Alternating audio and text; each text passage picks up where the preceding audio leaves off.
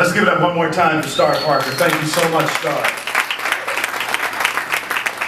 I just got up this time to remind us that at the break, right here at this table, you will be able to get some books signed and that type of thing as well. Christy, where will Star be with her book? Star will be out. Hers are right outside the door. Right outside the double doors if you want to. She only has a few copies, so you're going to get there quickly. But and of course you can offer. I think she has you can offer a donation for the newsletter. And one thing I love that Star said was this: capitalism is good, profit is good, and that is something that we must understand. That's what drives this country. It's the ideas of free market and capitalism. All right, we're now up to the 850 point cap, and we're going to have my good friend, come on up here, Harold, and do your thing, man. All right. Good morning, everyone. Now we'll be entering into the workshop portion of our program, and one of the goals of the at-large conference is not only to inspire, encourage candidates to run for office, but we actually want to give you the tools to work with. And two of the speakers we have today is Jeff Landry and also Jason Hebert. Jeff Landry is he's a PAC on Republic PAC director for the state of Louisiana, and also Jason Hebert, he's actually a political consultant, successful political consultant here in Louisiana. He worked on Bobby Jindal's campaign, Steve Scalise, Mike Strain, and also Ryan Frazier, the congressional campaign of Colorado in 2010. I'd like to bring up Jeff Landry at this time.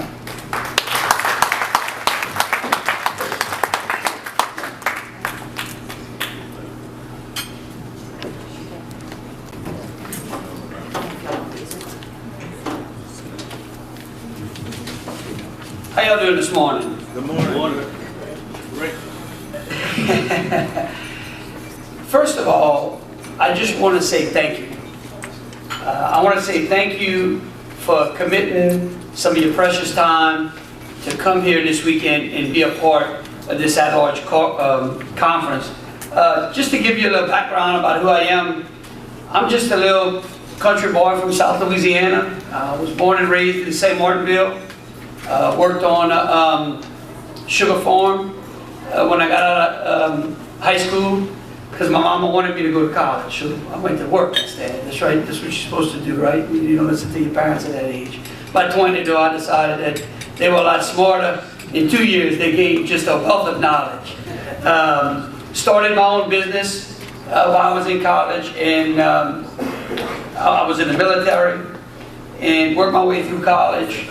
Sold those businesses, went back to school, got a law degree, got real distraught with the way this country was going, and took my 4-year-old son to the first Tea Party rally in New Iberia, Louisiana, and decided that I was going to run for Congress, and was elected with the big 2010 class. And I was one of those candidates that no one said I could win. Oh, let me see. Can y'all see me? Oh, yeah, yeah, slide. It's okay. And so no one said that I could win, because I didn't come from any big political lineage. I've been a Republican all my life. Registered as a Republican when I was 18 in St. Martin Parish, which was a big Democrat stronghold. In fact, when I went and I turned in my registration card, the register of voters told me that I made a mistake. She handed it back to me. Said, no, you want to be a Democrat. I said, no, I want to be a Republican. So just that's kind of where I come from. What I want to talk to you about today is probably the most important aspect of running a campaign. Okay, I have run a total of 1, 2, 3, 4, 5, 6, 7 campaigns personally, and I've lost 4 of them, and one of the most important ones. So you know, Star, I'm gonna tell you something. Just keep running, baby. Amen. Just keep running. Here, here. And you learn a lot more from when you lose than when you win. That's in business, and that means the same in politics. Let me talk to you about fundraising a little bit. Okay. And here, let me kind of give you the dynamics. I kind of put that whiteboard because I wanted to kind of draw it out for you. But let me see if I can do it from here because the microphone won't go down there. What happens, you decide you want to run for office. You want to run for Congress, like Star did. And you look, and maybe it's not an open seat. Maybe you got to run against an incumbent.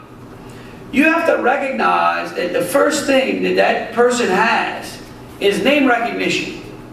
And they get that name recognition through press. And it's free for them. And the longer they stay there, the higher that name recognition goes up. Even though they have bad name recognition, any name recognition is good name recognition. And so you down here, you say, well, how do I, because my message is better, my conviction is better, what I believe in the direction that I want this country to go is much stronger than this person I'm running against, because if you didn't believe that, you wouldn't be running, right? So how do I even that out? Well, the only way you do it is with money, okay?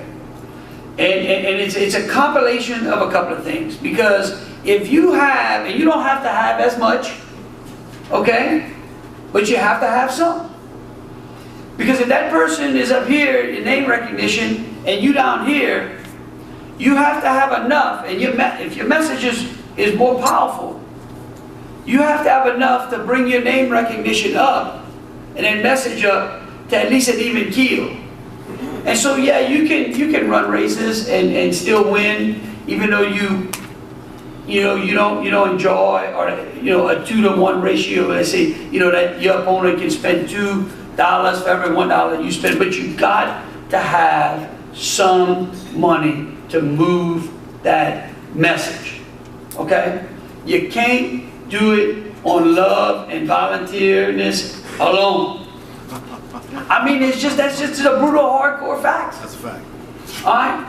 I ran in 2006 or 2007 for the state senate. I was mad because my road was in terrible shape.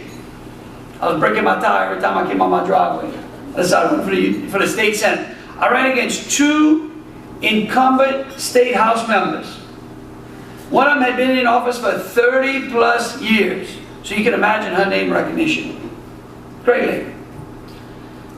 I ran as a Republican against 2 Democrats. They said, you can't win, you can't hit the board. I raised $500,000 in that campaign as a nobody. All right? And I edged out, I led in the first election ballot. And I lost by 300 votes in the second go-round. But I was able to move my message to a point that people started resonating and understanding it. So you said, okay, well, we understand, we got it. It's all about the Benjamins, how we do it. Well, this is how you do it. You have to be disciplined. It's a function of numbers. You got to sit down and you got to start thinking, who do I know? Who do my friends know? Who in the business community shares my beliefs? And you make a list. And you take that list and you get yourself some telephone numbers and you start calling. And you tell that person, you say, look, what's your name, man? Mickey. Mickey? Yes. Okay. I'd sit down and I'd tell Mickey, I'd say, now Mickey, I'm running for Congress in your district. She's a small business owner. And I say, do you care about taxes? Yes. Do you care about regulations? Yes. Well, guess what? I'm a business owner. I was a business owner at one time. I understand that. I need some help. Do you believe we need to change? Yes. Of course we need to change. Congress's approval rate's at 13%. When I got there, I started telling people I was an attorney again. You know? Sit on the side of the plane, think I'm going to Congress. They said, what you do? Well, I pick up the USA Today. Actually, it was at 9% back then. They said, what do you do? I said, well, I practice law. So I tell them, I tell you that I need you to invest in me. And there's a return. There's a return in that. And the commitment that I'm going to make to you is that I'm going to work to make sure that this area has economic opportunity. And then you just go down the line and you methodically make those calls. The most important thing though is you got to ask them. You got to say, now Mickey, I need $5,000. And now she's going to start squirming a little bit. You know, $5, you know, I'm a small business owner. So, okay, look, I know that might be kind of big. $2,500? Well, how about 1,000? She might be in on 1,000? Yeah, you see, yeah. But you have to make that ask. So again, you got to make your list. You got to get you some telephone numbers, and you got to start making those calls. You make a call if you feel you may be a person who's more comfortable seeing people. That's kind of how I was. I'm a people person. I hate to use a telephone. I get on the road, get in my truck, and I just start going business to business, cold calling. Some people I didn't even know. Knocking on their door, saying, look, this is what I'm doing. Guess what you're doing when you're doing that? Let me tell you something. If you got the time, that's real powerful. Because you're doing two things.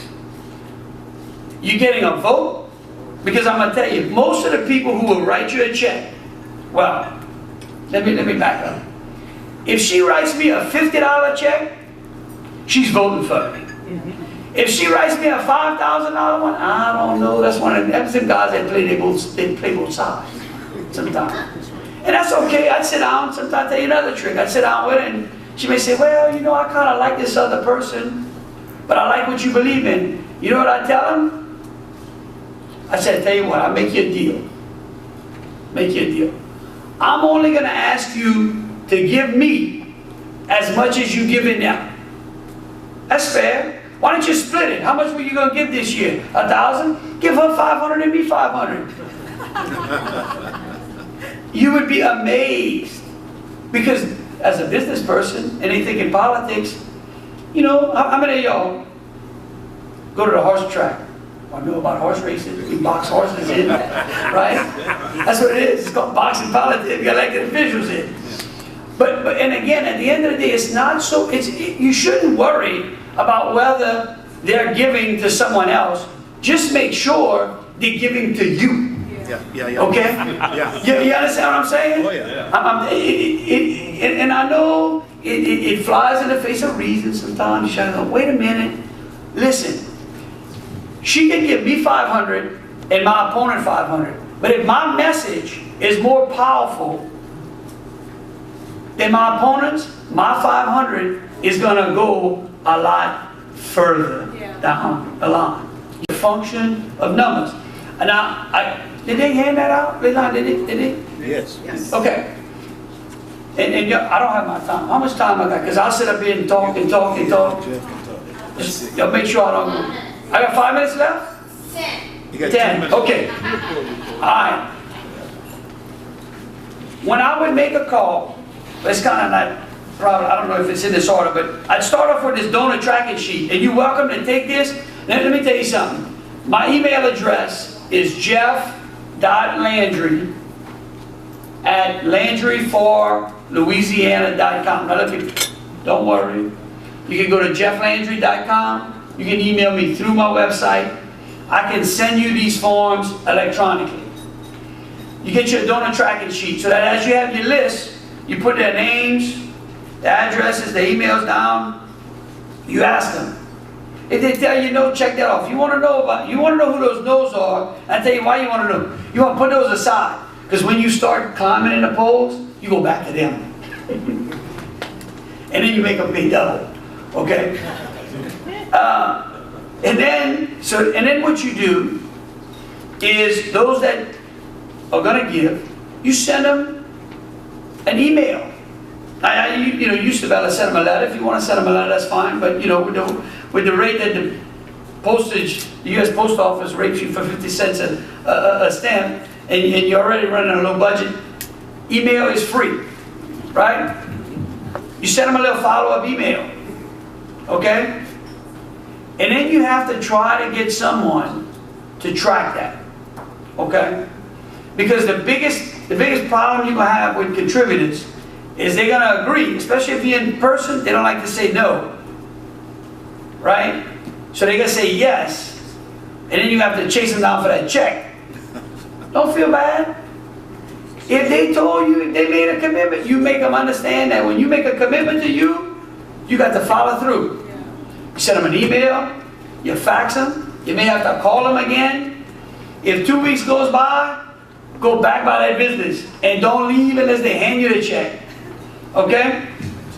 So you send them, you track it, you send them a little follow-up email. When you get a little bit of money in your war chest and you can afford to try to find you a list of potential donors, which you can actually build yourself if you go to opensecrets.com. OpenSecrets.com, you can find out on the federal level everyone who gives and their addresses. You make your own. Figure out where you living, where you running for. Find out who those big donors are. And you send them a letter. And I got a sample of a letter that I sent out when I was running for Congress the first time when I won. If you leave here remembering one thing and you want to run for office, it takes resources, okay? And people out there, just like you have committed your time today to come here for a cause, there are people out there who believe in you a lot more than you think, and they're willing to speak with their pocketbooks. You just have to ask. It's just like asking them for a vote. You don't know if you're going to get a person's vote unless you ask. And I tell people all the time, you see candidates, good candidates, people that have great potential, they hate this part of the business. It is the most important part of the business. And I'll just close by telling you this. Don't believe that all the money is just in Washington, D.C. The last time I ran for office, and I lost, my opponent outspent me 2.5 to 1. Okay? His name recognition was much greater. You know. But let me tell you where I won. 80% of my money came from outside of Washington, D.C. Okay? And 80% of his came from inside. I raised $2.5 million on my own, with 80% of it coming from outside D.C. And what that should tell you is that in your communities, there are people who will spend a little bit of that money on people who have a vision and a conviction. Again, if you want to run for office and you want to talk about fundraising, please call me. On that website, jefflandry.com, is a phone number. Okay? You're welcome. I'll leave a stack of cards out there too with my email address. If you want to know more about how you can be successful in fundraising, call me. I want to help you. Thank you. God bless you. I appreciate your time.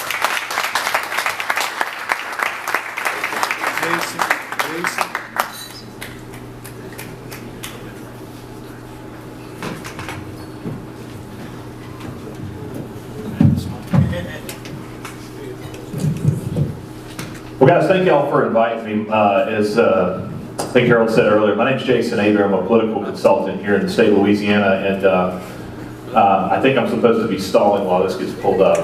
That was very quick. Thank you. I'm going to try to be as brief as I can. I brought some slides, some information to show you. When I talked to Scott McKay about doing this presentation, I said, what do you want me to talk about? He said, keep it very, very simple. So that's what I'm going to do. We're going to do some of the basics today about organizing a campaign, how to get started. I'll fly through some of these. If you have any questions when we're done with this, feel free to ask them. In fact, I prefer to really just for 30 minutes to stand up here and answer questions, but I know that that probably won't work. So I'm going to talk a little bit about getting organized. Jeff talked a lot about raising money, and I thought that was probably a better fit for him to go first because that is such an important part of this. It's an integral part of running a campaign. You have to have that lifeblood of a campaign to make it work. But then there's some other things that you need to do, obviously, to organize a campaign, and these are some of the things that that I want to talk about today. And that is, of course, planning a campaign. Now, how many of you here have ever run for office before? Show of hands. Okay. How many of you are interested in running for office? Show of hands. Okay, so we got some folks in here who understand the concept and probably want to. And I know there's some folks in here in the back of the room that have worked in campaigns and continue to want to. And so one of the things I always tell a lot of candidates and potential clients when they come meet with us is, before we start talking about how many signs we're going to put up, before we start talking about what our message is to our voters, there's a lot of things that we need to put in place, a lot of building blocks. And so that's what the nature of this presentation is, and really starting out, talking a little bit about planning it. So running a political office is a lot like building a house. Before you spend any time on, or any money on hard costs or materials, you have to start with a blueprint and budget. The same thing when you're building a house. And so that's what planning is, and that's what you obviously want to start your campaign with. So what is a campaign plan? Now I try to break it down in the simplest of terms, and of course everybody has their own way of putting the campaign plan together. But a lot of times, and Jeff mentioned when you go meet with somebody and you want to ask them for money, the first thing out of their mouth may be, well, what's your plan, or what's your strategy? So it's always good to have these things before you go and make that ask, right? So what is it? It's obviously it's your campaign and fundraising strategy. So it's kind of what Jeff talked about. What are we going to do to help to get some money? What is our plan? How many people have we talked to? When are we going to talk to them? What are we going to ask for? It's your budget and it's your timeline. So I'll talk a little bit about all three of these points and the steps that you need to put those together. But it's those three things written down on paper. So step one, how do we figure out if we're going to run for an office? Let's say we're going to run for, and I'm going to just make up an office here. We're going to run for a county commission or a parish government office. And let's say that we know that there are 10,000 registered voters in the district. I'm going to use that as a round number. So what we're going to do is we're going to take 10,000 registered voters, and then we're going to start to look at our estimated turnout percentage in that district in either a primary or a general election, depending on where we are. And by doing that, we can average out all the elections in the past district. So let's say that in 2012, in 2010, and 2008, in that particular district that you want to run in, turnout was, on average, 55%. So 55%, 5,500 total votes cast out of 10,000 registered voters. So we've got that number. Then we want to calculate the raw number of votes that will be cast in your race based on the estimated turnout, right? So at 55%, again, 10,000, 5,500 votes are going to be cast. Then we're going to calculate the number of votes that we'll need to win the election. Well, that's pretty obvious. That's 50% plus 1. So you take 50% of 5,500 and you add 1 vote to it. And the reason I tell people that, to go through that really arbitrary exercise when you begin planning a campaign is this. And it goes back to the old adage in campaigns. You don't have to get everyone to like you. You just have to get 50% plus 1 to like you. And that's what it's about. It's about playing the margins.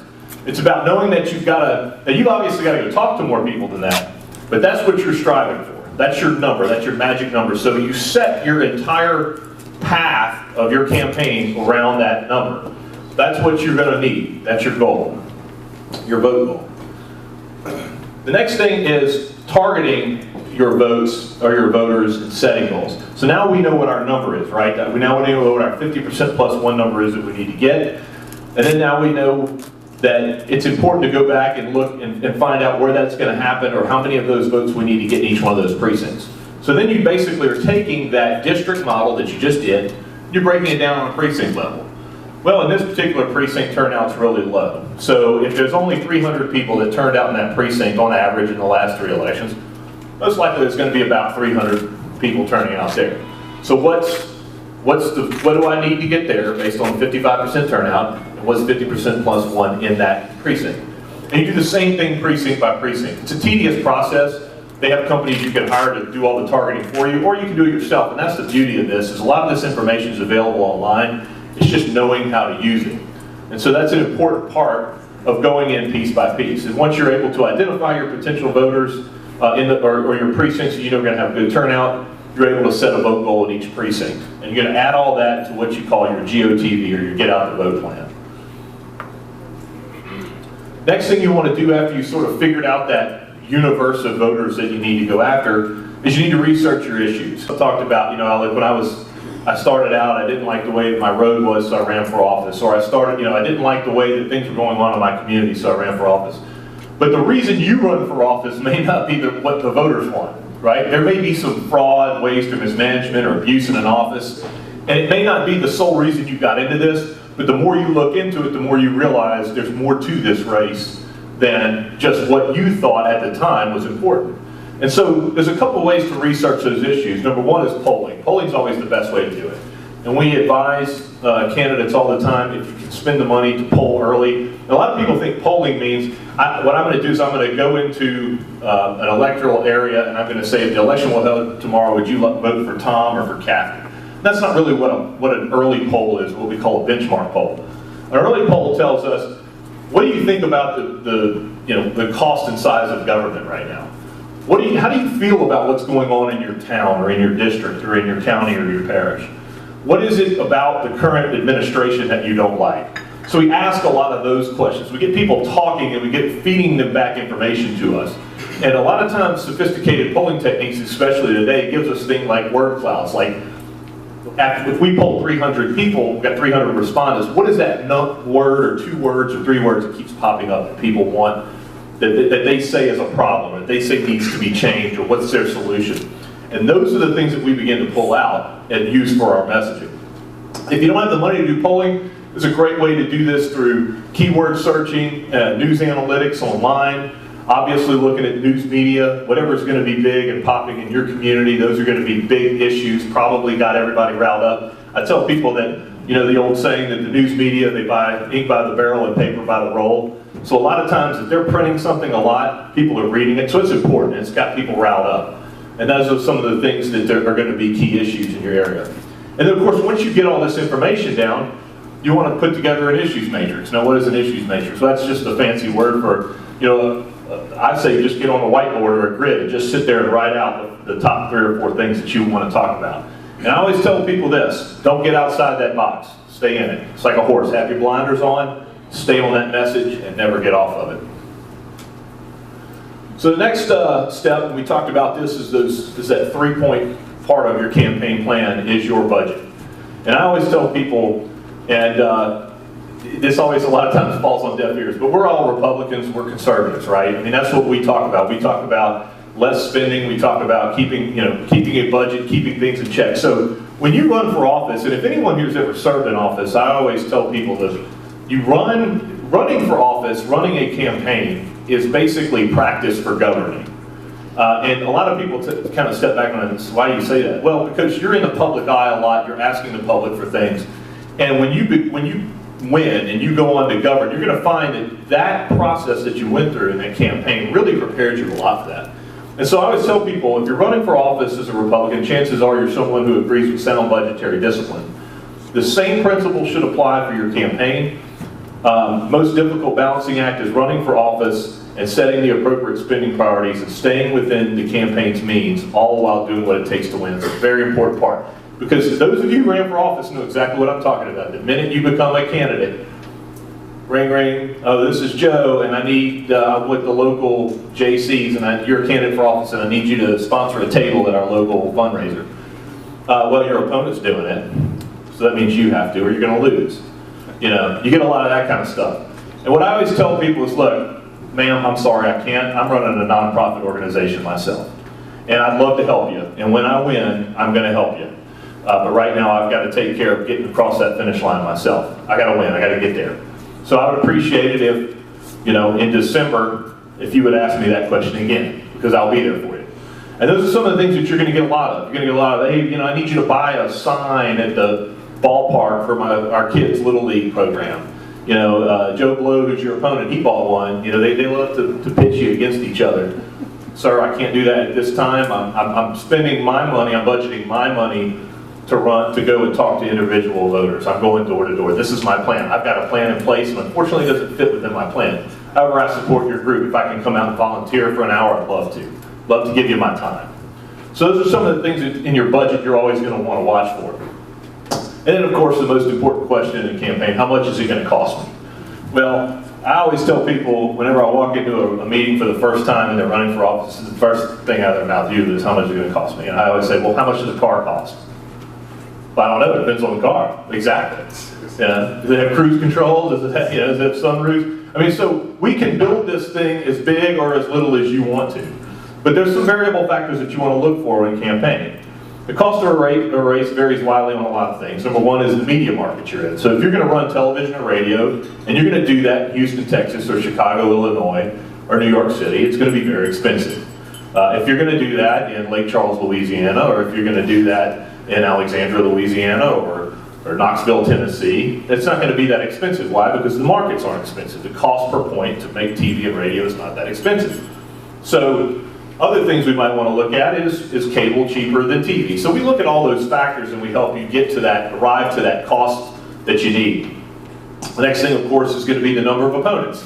If you're running in a 5-way race, chances are there's going to be a runoff. So you have to think about it 2 races instead of 1.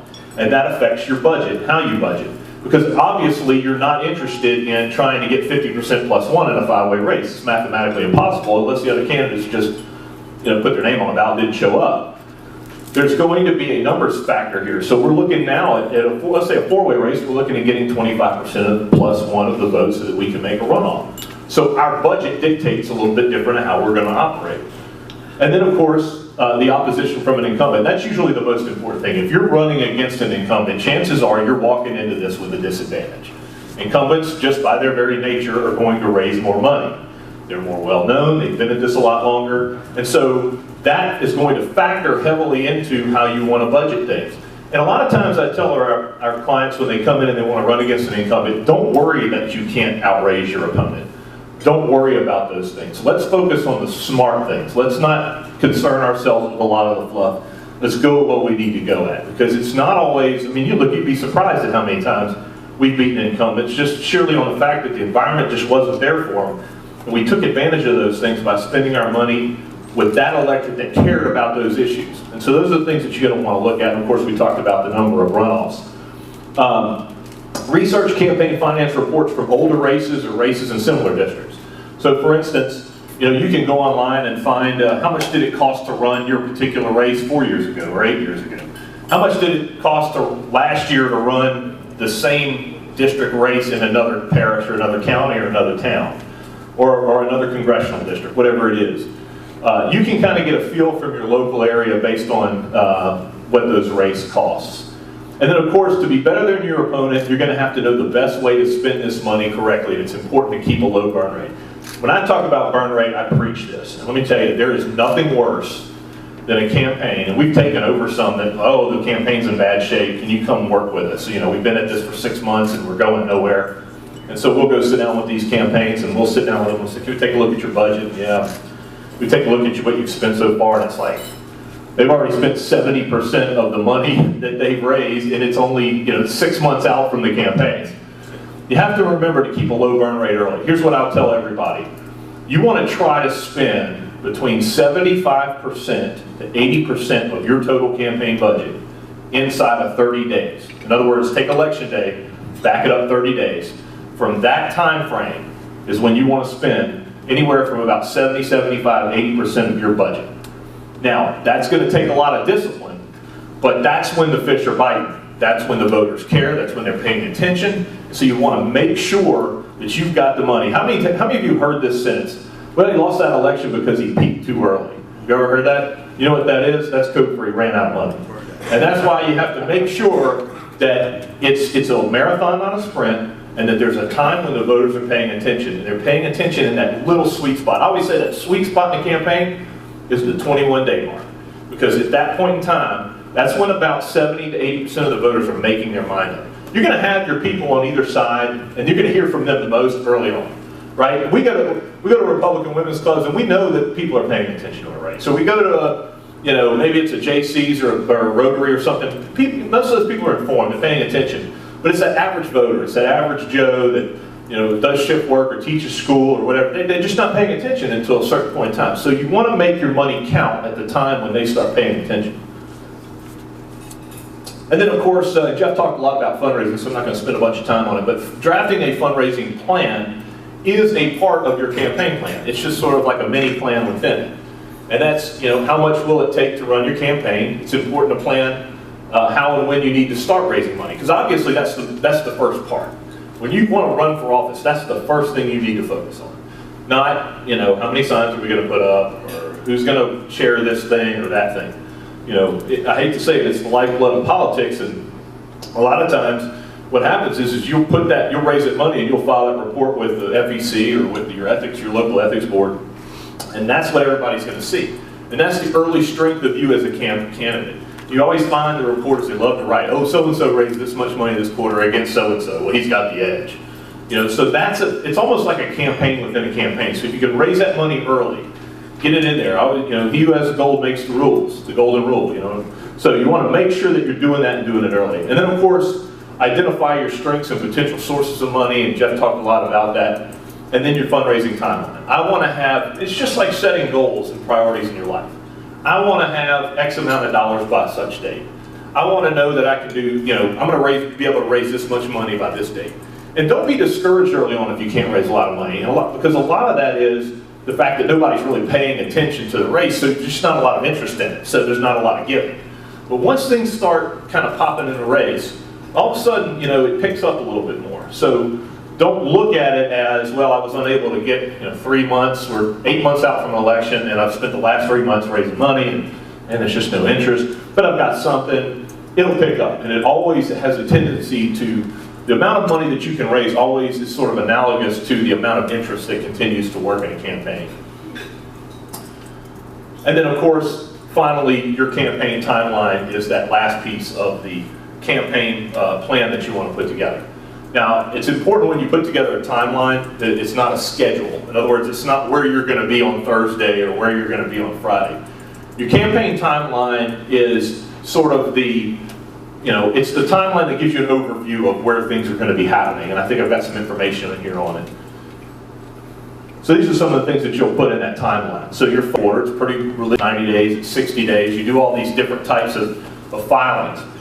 And then things like dates for hiring staff and opening headquarters. When do we want to do those things? It doesn't have to be an exact date, but when do we want to put those things in place? When do we want to start polling? When do we want to start our neighborhood walks, and so on and so forth? What's the best time to start radio and television? When do we want to schedule direct mail? Again, sweet spot, 21 days, 30 days. Those are times where you're going to be doing a lot of that.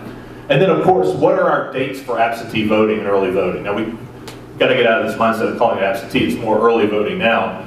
And then what is it that we're going to do?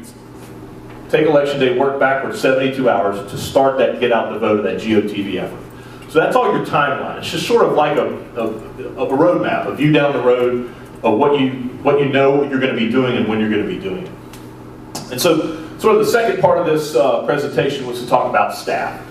Now staffs vary depending on the size of the race, how much money you have, but a lot of times the titles that people have doesn't. And I say that for a reason. You may have a campaign manager, and a campaign manager may be a professional person that is a hot shot out of DC that you brought in and you hired them, and you're paying them $6,000 a month, and they're running your campaign. Or a campaign manager may just be a very, very good friend of yours who's retired and wants to give you a lot of their time to help. So to say you have a campaign manager, that could vary. But it's always important to have one. And why I say that is this, and it's kind of an overview of a candidate.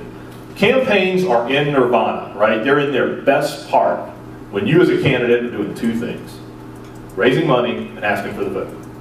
And that's it. You're not running to the grocery store to get food for the party. You're not going to the bank to deposit checks. You're not out there putting up a sign that somebody called and said it's broken. You are raising money and you're asking for the vote. So your manager handles everything else. That's their job. Joe, can you handle this? I got to go and knock doors. Joe, can you handle this? I've got a fundraising meeting or dinner tonight at 7 and I got to go get ready. They want to talk about X, Y, and Z. So that's really what your manager is.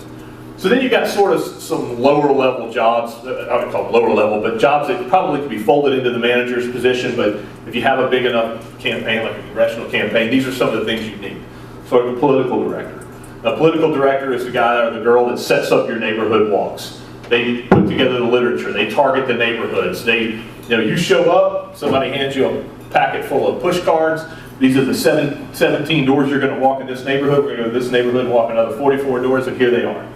And that's really what your political director is. They organize the volunteers. They get them there. They're on the phone all day saying, we need 30 people from the Republican Women's Club to come help us make phone calls at this phone bank.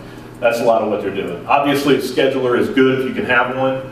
And again, your schedule is going to be so jam-packed in the heat of a campaign, so you're going to want, hopefully, have somebody there to help you with that. Again, it could be your manager, depending on the size of your campaign. And then, of course, an office manager and a database operator. The reason I ask for something like this is if you have a big enough campaign, somebody's got to pay the light bill. Somebody's got to do those day-to-day things. Somebody's got to schedule the volunteers. Somebody's got to put all that together. And so if you can afford someone, or usually that office manager type person is, again, maybe a retired person or like a super volunteer that's really helping out with the campaign. And then these are sort of volunteer and grassroots team duties. I wouldn't call them jobs or professions.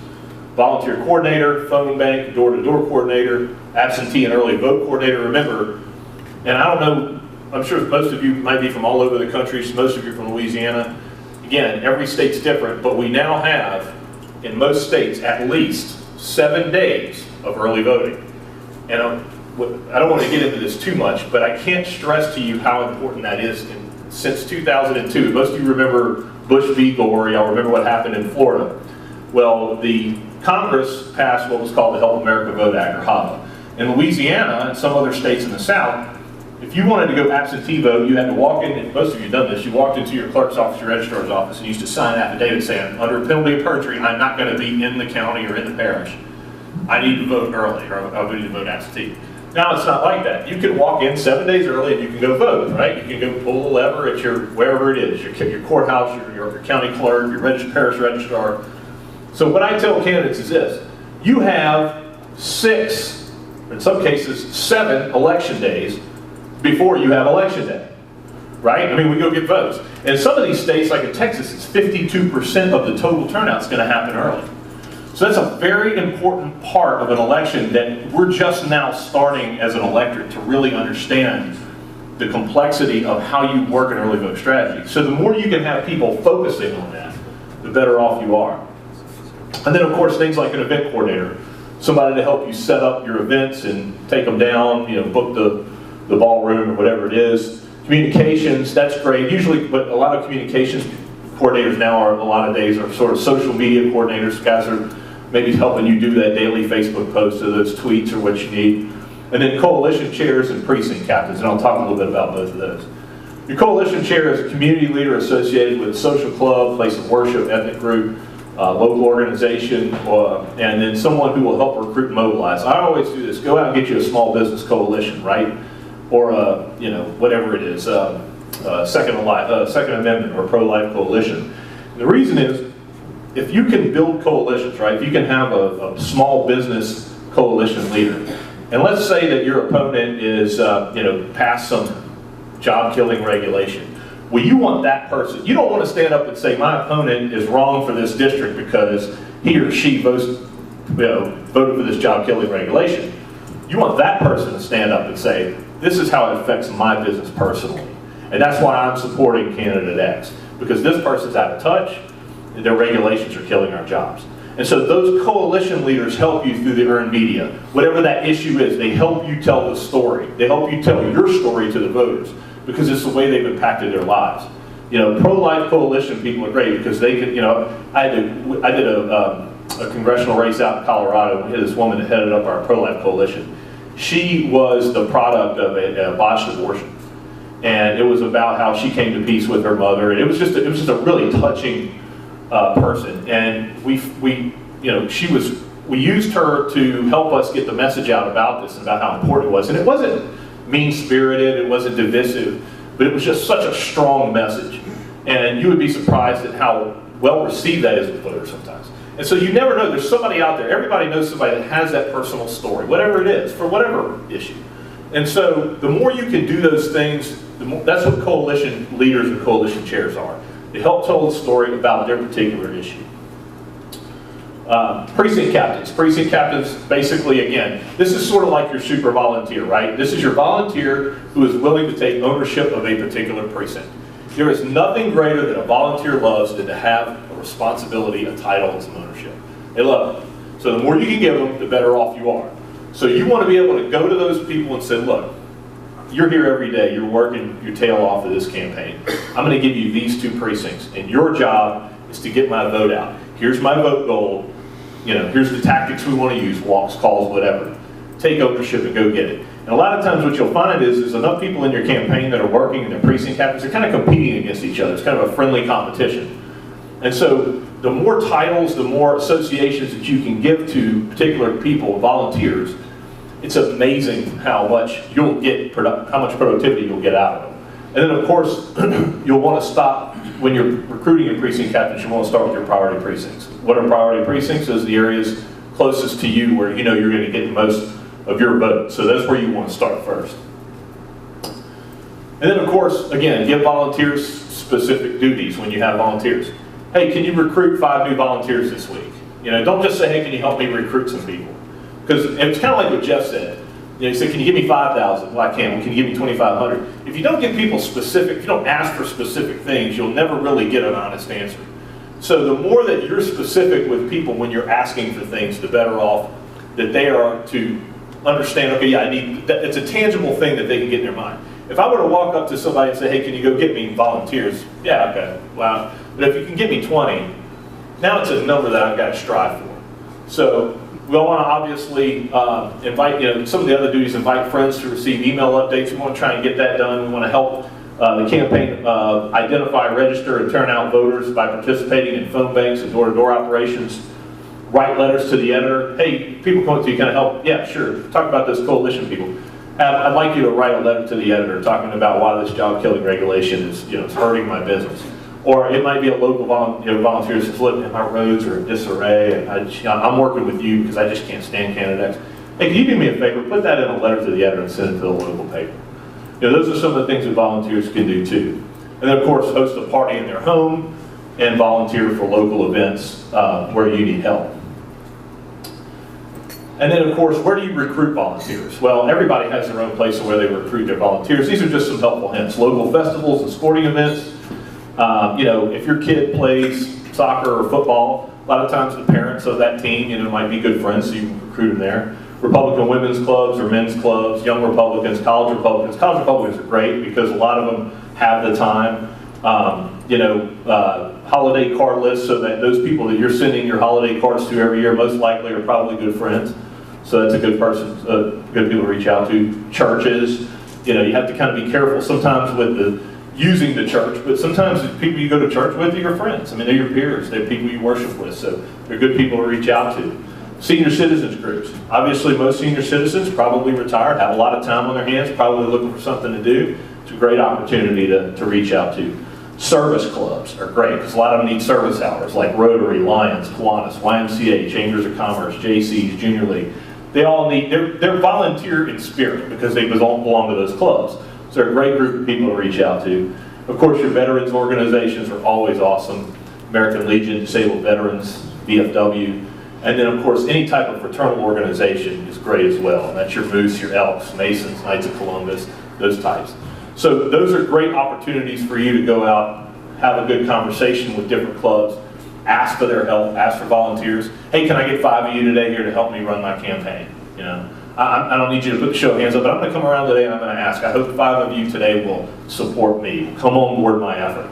You always got to give those specific asks, because you'll find how, you'll be surprised at how much you'll say, oh yeah, I can do that. And I believe that's the end of this. Does anybody have any questions anecdotal stuff. Does anybody have anything they want to share about any particular time they were on a campaign trail? Any good stories? Mr. Woody, go ahead. Yes, sir. Jason, I loved your presentation, and I agree with it totally, really. I think one of the most important things is about establishing those vote goals in each precinct. That's fundamental to politics. Per dollar a person fundraiser raised $3,500. Now, we used another principle, and that was to take that money, not a lot of money now, but it was a lot then, and we spent it all, 100%, on television on the 6 o'clock news. So what that gave us was a dominant position way early on television, very unexpected for somebody running in a district in North Baton Rouge to be on Baton Rouge television. So we were up there establishing name recognition 10 months before there was a campaign, before anybody else was even campaigning. And what happened then was, as I'm knocking on doors and as I'm making phone calls to raise money, they've already heard about me. I'm sort of a household name because I was on TV. One of the problems is spending your money on a lot of different things early. You don't target it. But if you target and be dominant in one media, I don't care if it's billboards or radio or television, be dominant in something. But so this is, if you're not going to have a lot of money otherwise, use your early money to position yourself so that you can raise the money later in the campaign. Now tell me about that race. Was it open seat? That was at a time, there were no Republicans in the legislature. I was running as a Democrat. There were 6 of us Democrats running in North Baton Rouge. The leading candidate was Mr. Henry Bozeman. He was a well-known contractor who had gotten 90% of the vote in the previous election in that race, which the previous race had been parish-wide. So he'd lost. But in that district, he got 90%. So everybody thought he was going to win. But so we established ourselves early, going door to door, but giving credibility from being in the media. See, when you knock on the door, if nobody knows who you are, it doesn't have a lot of credibility. But if they've seen you in the media, now you have credibility. But probably the most important thing we did in that campaign, the winning thing, we've gotten from Barry Goldwater's campaign, and for the U.S. Senate, I think it was in about 1952, he defeated the Senate Majority Leader, a Democrat. And one of the things he did was he used yard signs very powerfully. And we did that in that campaign. Yard signs is one of the ways you can change the perception of who's going to win, but only if you're very careful with it. If you get yard signs and you dribble them out, it's very ineffective. What Goldwater did in that campaign and what we duplicated was this. We started getting the names of people who wanted yard signs, but we refused to put up the yard signs, and they were begging us, and they were killing us. Yeah. Everyone was telling me, give us yard signs, our opponents have yard signs. We didn't really care about yard signs on side streets. We were looking for locations on major thoroughfares, only in people's homes, not in businesses, not on vacant lots or whatever. So we learned the techniques for getting yard signs, and there's a very specific technique that you have to use to get them. But anyway, on a road like Evangeline, from Scenic Highway to Airline, it's 3 miles. There's 290 homes. We had 265 yeses to put yard signs on that street. And that was the way we did on all the streets. 2 weeks before the election, on a Sunday night, we went up all night putting up all of our yard signs. So we probably had up 3,000 yard signs the next morning. Now, my leading opponent, he's on his way to work. He already had up a lot of yard signs. He's on Windburn. He sees our first sign. He says, look, Jenkins finally put up a yard sign. The kid doesn't know what he's doing. Look how late it is. And then he saw the next one in the next yard, and the next one in the next yard, and the next one in the 4th yard. And at that point, he lost control of his vehicle, went up in the yard, ran over a sign. I'm sure by accident, Gordon. And I know this because his son told me. But the election was psychologically over at that point because he was debilitated. Bill McMahon, who was the advocate columnist, he's running through North Baton Rouge, and in his next Sunday morning column, the next Sunday, he says, well, I drove through North Baton Rouge, looks like Jenkins is going to win. And so then we got last minute money too. But I'd say concentrating money early on dominate a media, you understand how to use yard signs, save them and put them up all at one time, big impact. Yeah, I agree with the yard sign thing. I love the idea of a one-day blitz, sort of a show of force. One thing I will tell you though about going up on TV too early, the dynamics of campaigning has changed so much with social media and the internet.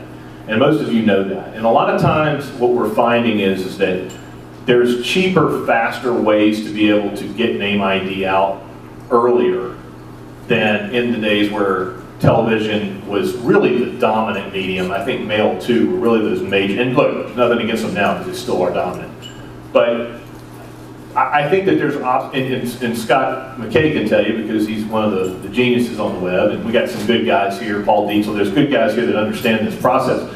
There's an opportunity to target voters early on through social media that allow you, I think, to sort of pull back a little bit on spending that money too early. So not to say that I disagree, I just think that there's other ways now I think that you can do that, incorporate that. But I love your idea on the signs. That's a great example of how you really sort of win the war within the war, which is that psychological campaign within a campaign of signs. So any other questions? I know my time's up here. Anyone? Okay, thank y'all very much, appreciate it.